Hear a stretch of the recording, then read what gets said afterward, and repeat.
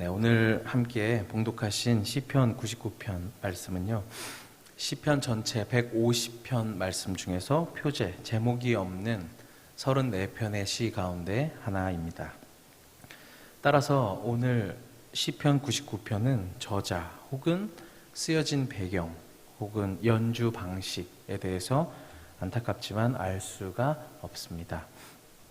그런데 저번 주와 같이 구약의 헬라어 번역본인 70인역에는 다윗의 시라고 제목이 붙어 있기는 합니다만 학자들은 크게 신빙성을 두진 않는다고 합니다. 또한 본시 99편은 이 시를 두 단락으로 나눌 것이냐 혹은 세 단락으로 나눌 것이냐 학자들의 의견이 분분합니다만은 보통은 두 단락으로 봅니다. 어떻게 나눌 수 있냐면 1절부터 5절까지는 왕이신 하나님께 대한 찬양 그리고 예배로의 초청입니다. 그리고 6절부터 9절까지는 백성들을 은혜와 자비로 대하시는 하나님, 그 하나님께 대한 찬양 그리고 함께 예배하자는 그런 촉구 두 부분으로 나눌 수 있습니다. 1절부터 9절까지의 말씀이 있지만 오늘 우리가 함께 이 새벽에 은혜 나누고 싶은 주제는 하나님께서 찬양받기 합당하신 이유에 대해서 함께 은혜 나눠보려 합니다. 첫 번째는 본문 4절 말씀입니다. 우리 4절 말씀을 다시 한번 같이 봉독해 보도록 하겠습니다. 4절입니다. 시작. 능력 있는 왕은 정의를 사랑하느니라. 주께서 공의를 견고하게 세우시고 주께서 야곱에게 정의와 공의를 행하시나이다. 아멘. 먼저 첫 번째 찬양받기 합당하신 이유는 하나님께서는 공의의 하나님이시기 때문입니다. 시인은 하나님께서는 정의를 사랑하신다 노래합니다. 하나님께서는 정의를 사랑하신다. 정의는 히브리어로 미시파트라는 단어입니다. 미시파트. 당연히 왕은 여호와 하나님을 지칭하기 위해 사용된 표현입니다. 본문에서 시인은 하나님의 능력, 여호와의 능력이 정의를 사랑하는 것이다. 하나님의 능력이 정의를 사랑하는 것이다 이야기합니다.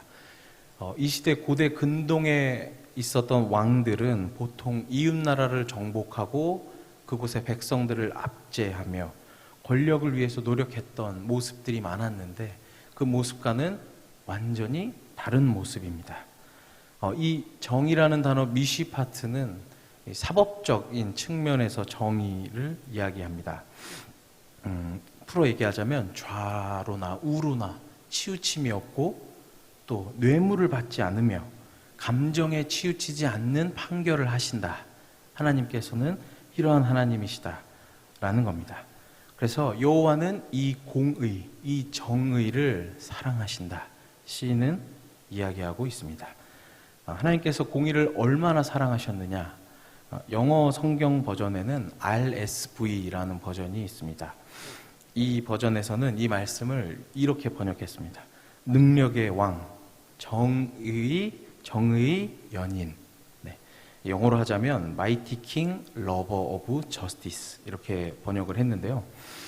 이것을 보면 하나님께서 얼마나 정의를 사랑하시는지 알 수 있습니다.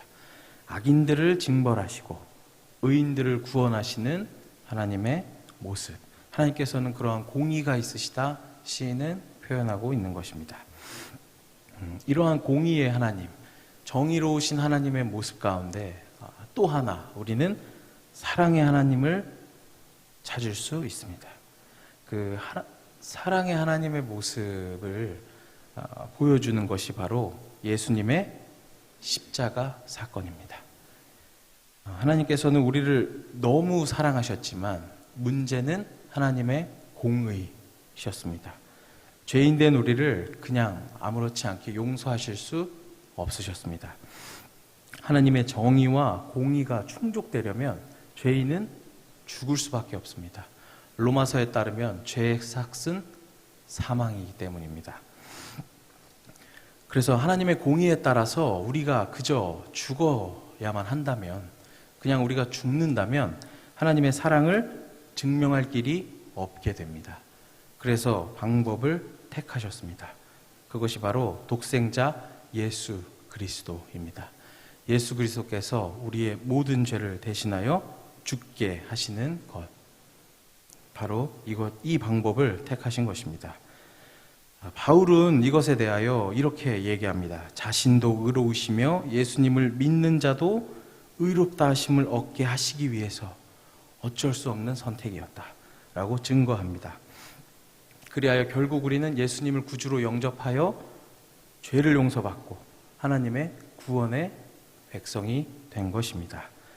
이것이 바로 하나님의 놀라운 은혜요, 하나님의 놀라운 사랑이요 뿐만 아니라 하나님께서 얼마나 공의로우신지를 보여주는 부분입니다. 두 번째는 우리가 하나님을 찬양해야 될 이유, 두 번째, 하나님께서는 우리의 기도에 응답하시는 하나님, 우리의 기도에 응답하시기 때문입니다. 본문 말씀 6절을 다시 한번 봉독해 보도록 하겠습니다. 6절 시작. 그의 제사장들 중에는 모세와 아론이 있고 그의 이름을 부르는 자들 중에는 사무엘이 있도다. 그들이 여호와께 간구함에 응답하셨도다. 아멘. 주님의 공의로우심에 대해서 찬송했던 시인은 이제 하나님께서 그 백성들을 은혜와 자비로 대하셨던 것을 회상하며 찬송하자, 예배하자 촉구하고 있습니다. 시인은 하나님의 뜻을 행하며 백성들을 위해서 기도했던 위인 3명을 우리에게 제시하고 있습니다.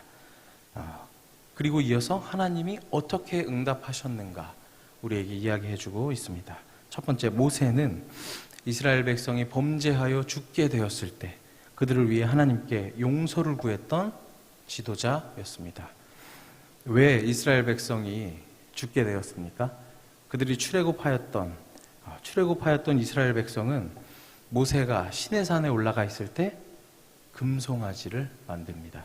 금송아지를 만들어서 이 금송아지가 우리를 애굽에서 인도해낸 우리의 신이다 이야기하며 그 송아지에게 예배를 드립니다. 하나님께서 이것을 보시고 모세에게 이렇게 말씀하시죠. 봐라, 백성들이 송아지를 만들고 그것에게 제물을 바치고 그 송아지를 애굽에서 인도해낸 신이다 이렇게 얘기한다. 모세에게 말씀하십니다. 뭐라 하시냐면 그들은 목이 뻣뻣한 백성이다. 목이 뻣뻣한 백성이고 그들을 냅둬라. 내가 진멸하겠다 말씀하십니다. 세 번역으로는 완전히 없애버리겠다 이렇게 말씀하십니다. 그 백성들을 완전히 없애버리겠다. 그때 모세가 하나님께 간절히 기도하기를 하나님, 그 사람들이 나중에 하나님이 우리를 재앙을 내리려고 하나님께서 우리에게 재앙을 내리려고 애굽에서 이끌어내셨다. 우리를 산에서 죽게 하려고 이끌어내셨다. 이렇게 하나님 백성들이 이야기하게 하실 겁니까? 하나님께 기도합니다. 그리고 하나님께 아브라함, 이삭, 야곱의 그 언약을 다시 한번 이야기함으로써 하나님 진노를 돌이켜 주십시오 기도합니다. 결국 어떻게 되었습니까? 하나님께서 뜻을 돌이키셨습니다. 아론 또한 고라 자손의 반역 사건으로 인해서 이스라엘 백성이 전멸할 위기에 처했을 때 향로를 가지고 속죄 제사를 드림으로써 백성들을 구원한 역할을 수행한 바 있습니다. 마지막으로 사무엘 또한 블레셋 사람들의 공격 앞에서 백성들이 큰 위기를 느끼고 있을 때, 두려움에 빠졌을 때 그들을 위하여 하나님께 기도합니다. 하나님께 기도했을 때 하나님께서는 큰 우레, 큰 번개로 그들을 어지럽게 하셔서 블레셋 사람들을 물리쳐 주셨습니다. 그들이 패하게 하셨습니다. 그러니까 시인이 이러한 3명의 이야기를 굳이 언급한 이유가 무엇입니까? 그들에 대한 실제 있었던 그 사건들을 얘기하면서 하나님께서는 백성들이 기도를 들을 때 응답하시는 분이다. 하나님께서는 우리의 기도에 응답하시는 분이시라는 것을 알게 하기 위해서입니다. 이것이 바로 하나님께 찬송을 드려야 될 이유인 줄로 믿습니다. 하나님께서는 우리의 기도를 외면하지 않으시고 응답하시는 하나님이십니다.